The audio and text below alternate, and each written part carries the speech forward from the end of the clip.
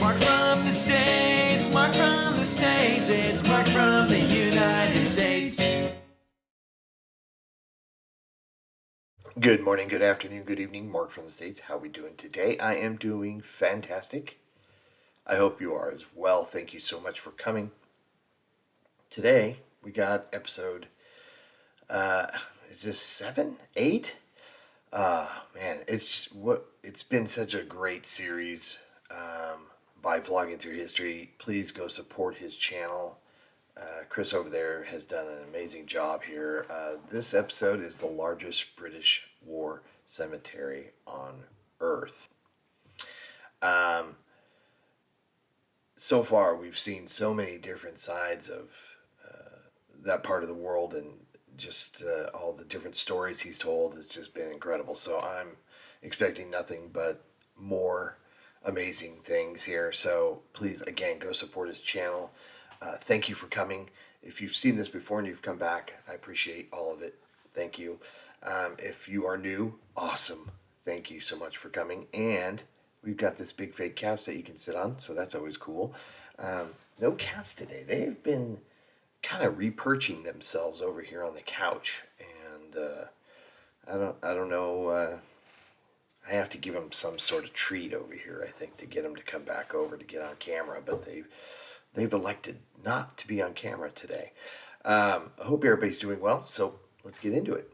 Largest British cemetery, war cemetery on Earth.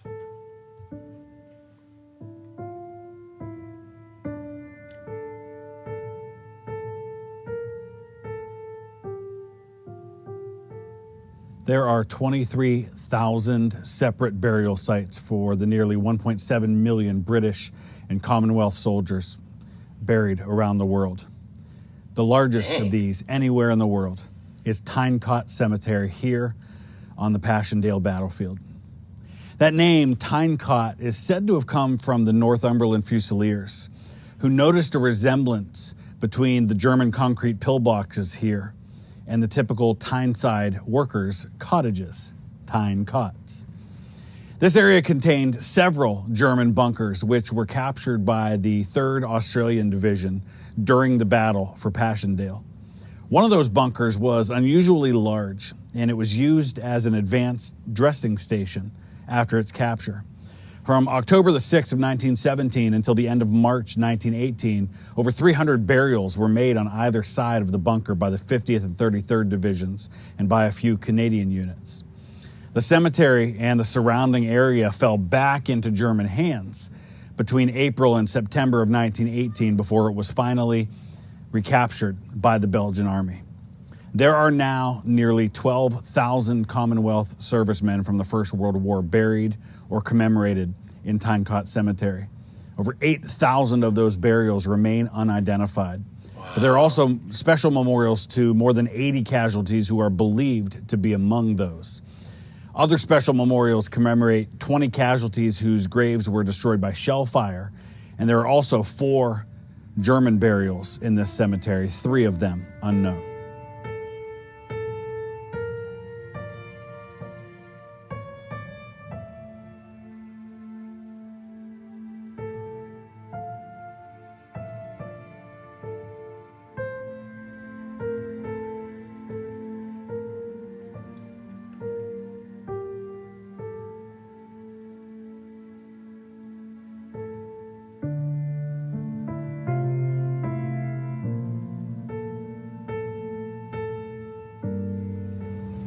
Christopher Hartley, age 31.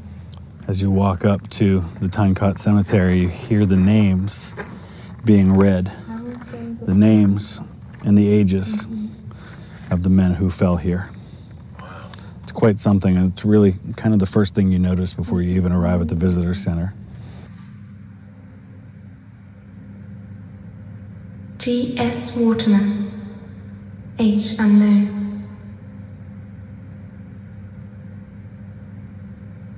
Louis Fleming Jenkin, age 22.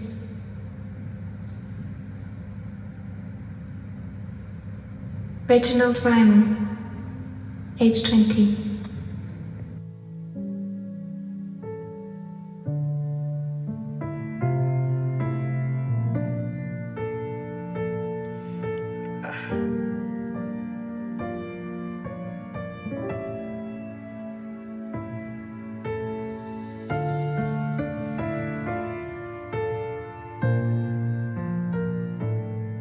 So as I often do with my visits to these cemeteries on these battlefields, I want to take the time to share some stories here. Specifically, we are going to be sharing the stories of 6 recipients of the Victoria Cross who are either buried here in a known grave or who are commemorated on the tablets for the missing. I've also brought along photos of some of the soldiers who are buried here and flags that I want to place just as a special way to honor them today. Behind me and going all the way around this part of the cemetery is a memorial wall to the nearly 35,000 British and Anzac soldiers whose bodies were never identified, who were killed in action or declared missing after August of 1917. When you add those to the names of the missing on the Menin Gate Memorial, you're up to around 90,000 British and Commonwealth soldiers whose bodies were never properly identified, who either lie in an unknown grave in one of these cemeteries or were never found and are still out on the battlefield somewhere. Oh.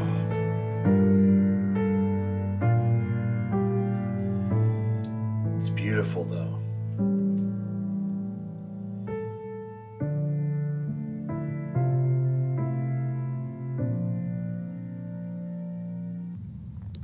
Ernest Seaman originally served as a baker in the British Army Service Corps before being allowed to join the front lines with the 2nd Battalion Royal Inniskilling Fusiliers near the end of the war.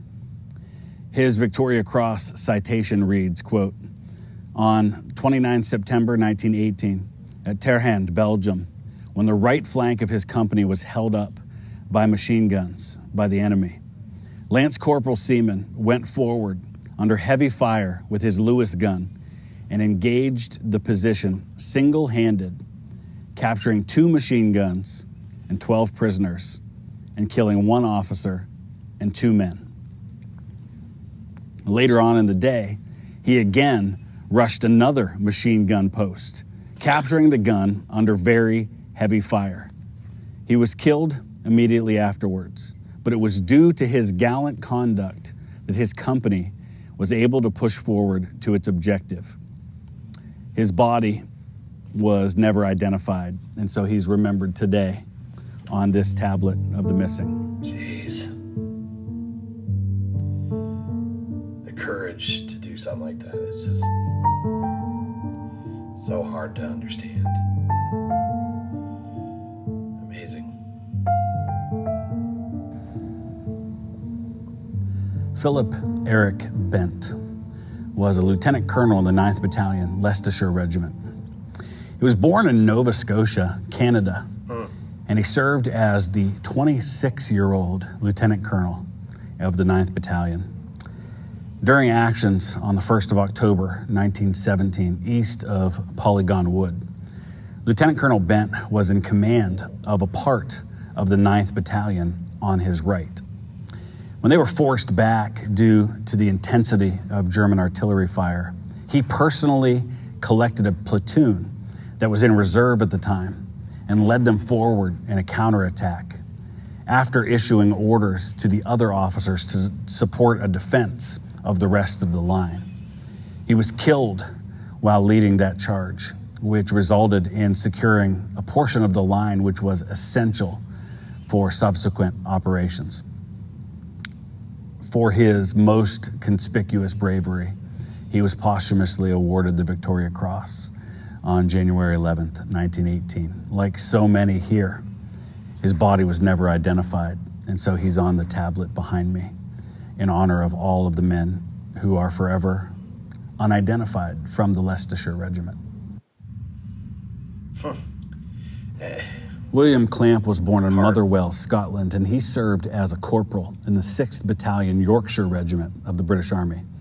In actions at Polkapelle on October 9th, 1917, Corporal Clamp rushed a German machine gun and captured 20 prisoners. He brought them back to the rear and then returned again to the front. He continued forward, leading others to another enemy position when he was killed by a sniper.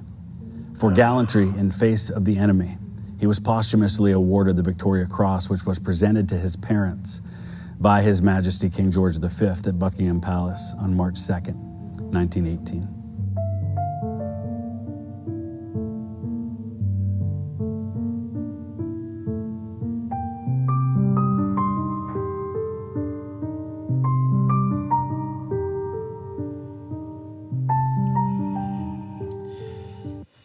The place is so beautiful. I mean,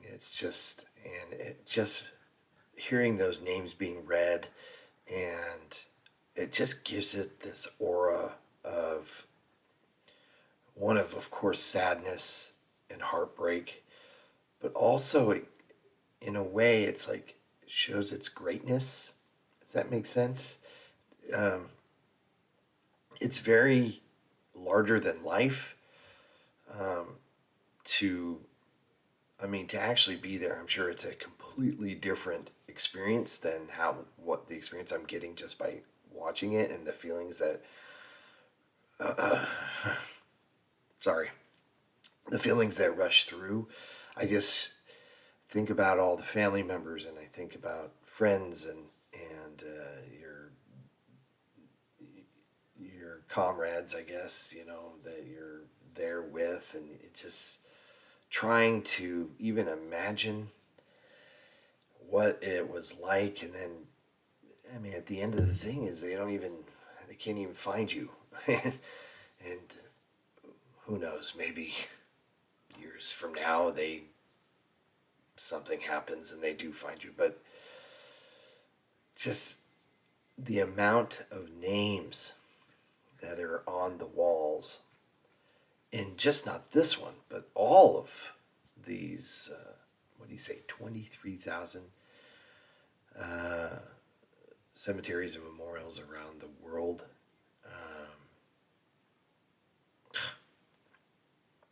It's just hard to fathom that there was a point in time where just unlimited carnage was being dealt. And hearing that, he takes a line, he rushes a machine gun, makes me go like, God, how do you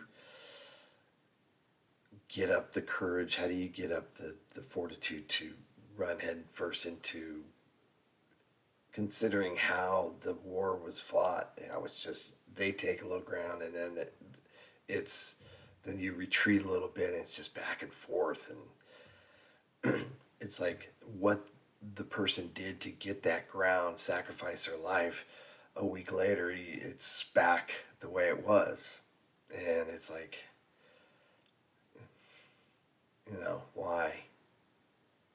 Just hard to put into words, really. I can only imagine being there.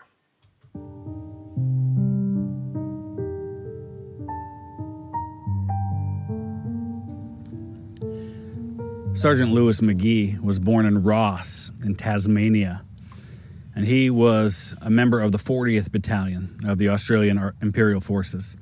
On October 12, 1917, his company was stopped by machine gun fire from a concrete pillbox. On his own, he single-handedly rushed the position armed only with a revolver, shot several of the crew, and captured the rest. He then reorganized the remnants of his platoon and enabled the advance to proceed on to success. He was killed in action later on in the fight, and for his bravery, he was posthumously awarded the Victoria Cross in November of 1917. Now you notice that unlike the other sections of the cemetery, these graves are not neatly spaced in a row. They're often bunched together. There are several names on some of these markers. This one here says 8 unknown soldiers of the Great War plus 4 Australian soldiers. And what that tells us is that this is the original section of this cemetery. These are the initial graves who were placed here when this bunker, which is under this marker here, was being used as a forward hospital, basically a dressing station, a place to stabilize men as best you could before you got them back to a better aid station. And then the other graves were eventually brought here from other places. Yeah, here it says this was the Tyncott blockhouse captured by the 3rd Australian Division, 4th October, 1917. That was on the final push to Passchendaele.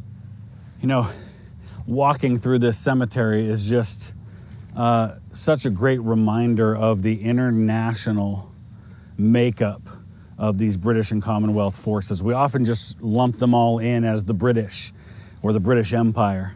But I just walked down a single row of graves here at Tyncott, and I saw South Africa and Canada and Australia and New Zealand and Ireland, and then all manner of different counties in England, but then also Scotland.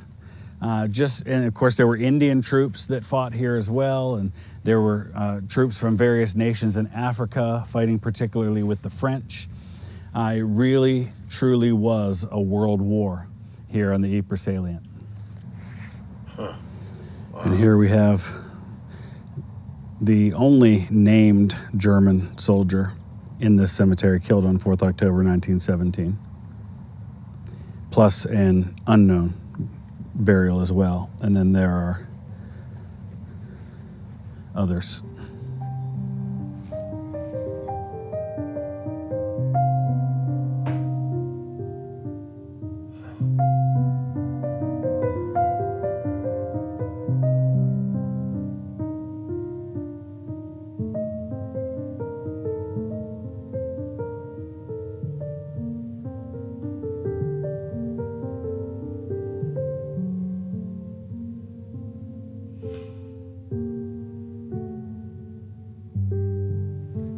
So right here we see one of the examples of one of the German concrete emplacements that are still in existence here at the Tyncott cemetery site. And they're built pretty darn solid. I mean, they've got some damage, but these are 100 years old. And I mean, they are solid inside of there. It's really quite impressive that even with all of the action that happened here, these things are as intact as they are.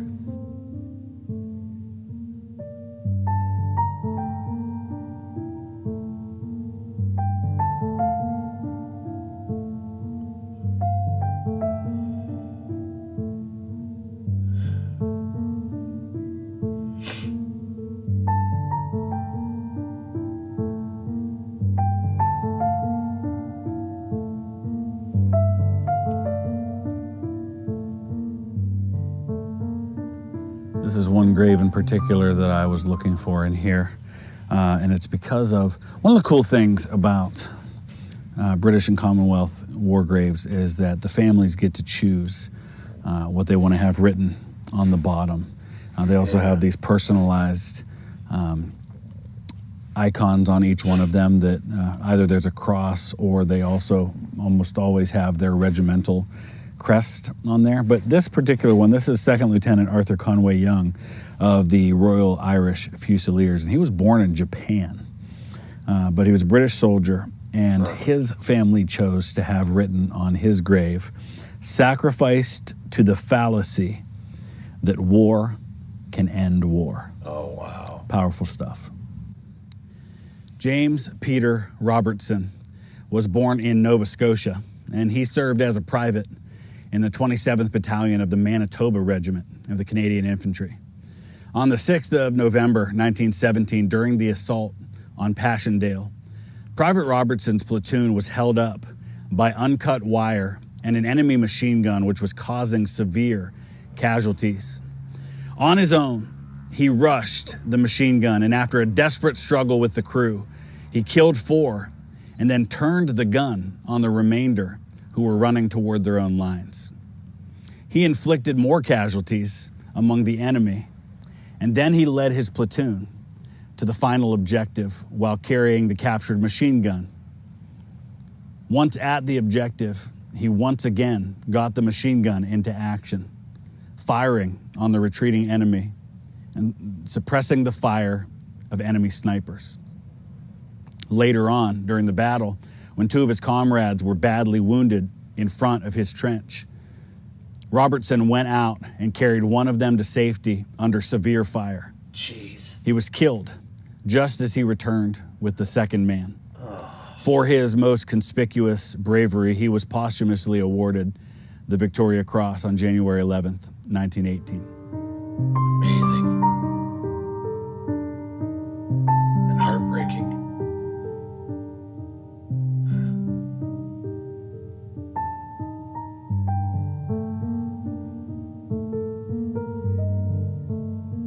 No, not to God.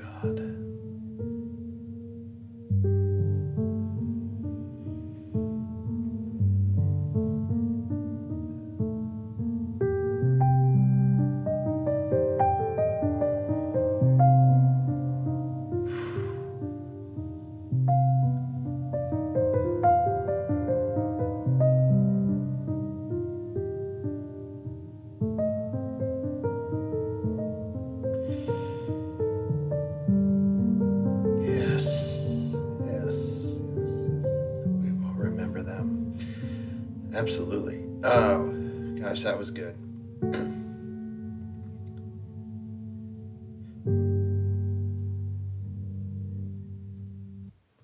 Please support, again, vlogging and Chris's work here. That's just remarkable. That one was really good.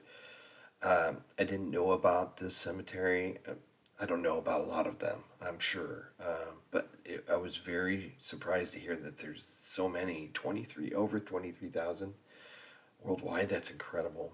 And I know you have the War Graves Commission there, right? So it's tremendous that there is such a thing that takes care of all these places. It's just the stories of just those were. But here's the thing: those are the ones that were recognized. I'm sure there was thousands and thousands of incidences where average common man and woman, I'm sure, do acts of bravery in the face of fire or just in insurmountable odds, and they just aren't recognized, or no one was there to witness it, and it just, oh God, it's heartbreaking. Seeing all those graves, just so many, yeah, it's emotional. Hope you enjoyed that. Hope everybody's happy, healthy, and safe. Have you been there?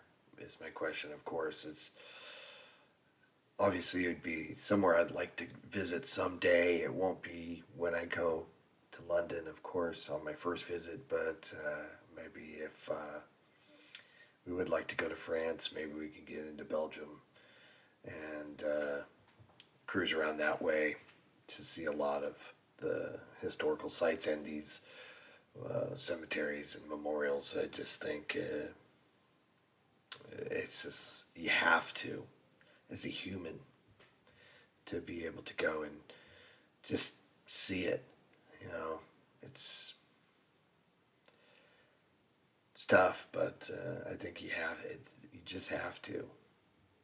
You have to, like it's always been said, you can't, we will never forget. So, hope everybody has a wonderful day, and thank you so much. Busy work going on for the next 2 weeks, so videos aren't going to come out every day, but I'm still around if you don't see a video, hopefully. In fact, I did a couple of those canal videos by the Cruising the Cut, and he had copyrighted them and had them removed, but which I'm totally fine. Or he'd asked me to remove them. YouTube asked, but on his direction, you have the option as a content creator to either strike them and have it give the person a copyright strike, like a couple of these other people have. But another option is also to copyright it and ask to have it removed without the strike. So they give you 7 days to remove the video. If you don't, then you get the strike. And so I removed them, and they were the two canal videos that I did, the one with the aqueduct and the longest, steepest canal. that we just saw.